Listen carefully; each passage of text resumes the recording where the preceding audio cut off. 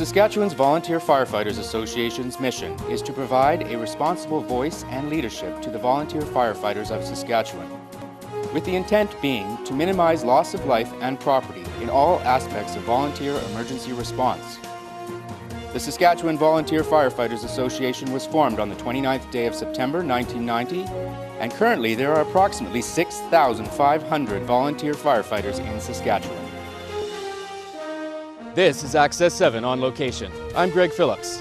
We're in northern Saskatchewan's beautiful Ronge, where Ronge is hosting the Saskatchewan Volunteer Firefighters Association Conference. Joining us in a few minutes is Brent McDougall, who will be taking us around to the various events and explaining what's happening.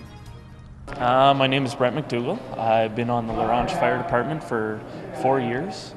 Currently I'm a lieutenant, and that's pretty much it. Very good. Would you like to describe what's happening today? Today what we do is we get a bunch of people from all sorts of volunteer fire departments, and we put on a bunch of courses so that they can learn from different instructors. Maybe their towns don't have personnel to teach the courses, so they come here, they take a bunch of courses towards their level 1, and just a bunch of people getting together and learning about firefighting and apparatuses and different ways of suppressing, and go from there. I'm Bill Stone. I'm a deputy with the Balgony Fire Department. We help teach with the Volunteer Association, and Larry MacGyver's one of my other level instructors, level 1, and he also comes around and helps us do the AutoX course. Is our main focus that we do for the Volunteer Association. This is vehicle extrication, and with us is Robbie Pacey. Robbie, could you tell us what's going on? Vehicle extrication, and just a little course on how to rip apart vehicles and get people out of them with different strategies with different tools. Excellent. So what are they going to do right now? They're just blocking the vehicle, stabilizing it so you can work safely on it without it falling on top of you.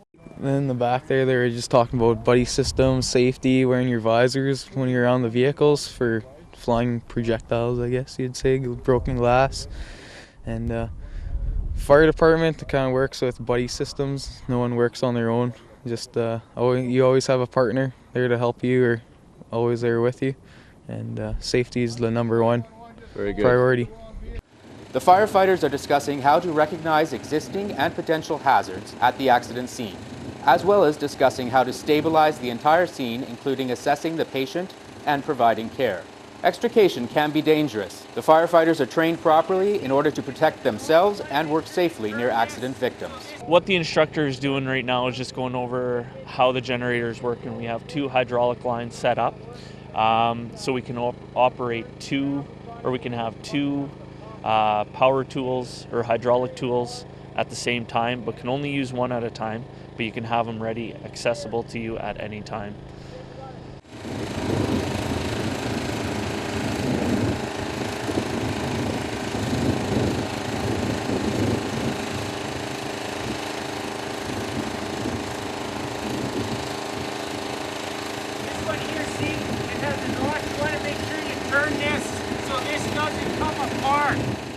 So tell me, Robbie, what the guys are doing here with all these blocks of wood. What's that about? They're cribbing the vehicle so it's stable to work on, so the patient doesn't get bounced around or the vehicle fall on the firefighters and hurt them.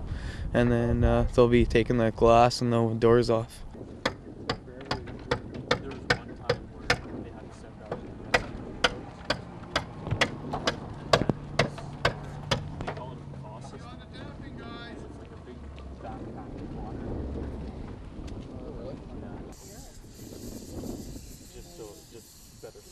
Because it's snug right now, so when you take the air out of the tires, it's going to inflate, right? So it'll sit on top of the block.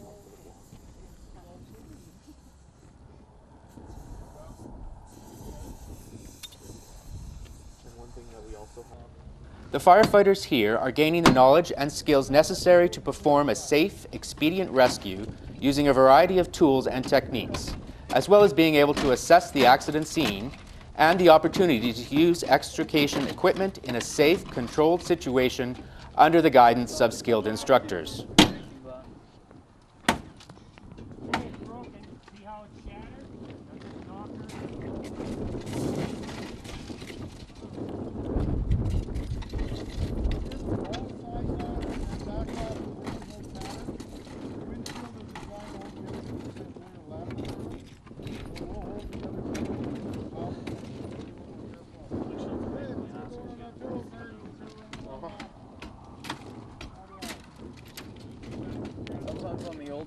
panels, if you take like the silicone that's around the windows, you can pull that all out. You can just push the windshield out in one piece. Yeah.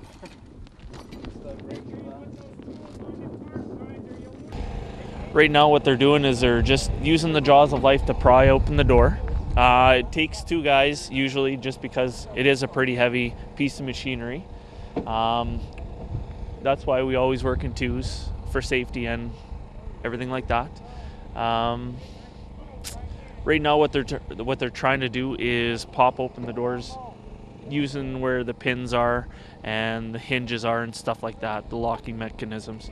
They'll use those and just release the door.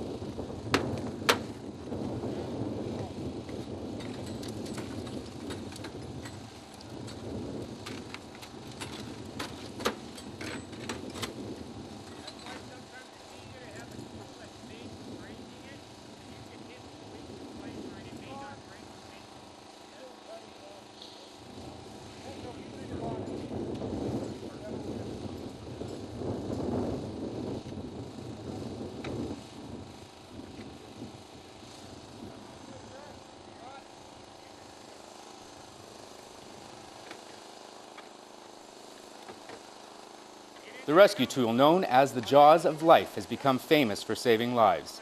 The tool itself got its name because it assists in snatching victims from the jaws of death.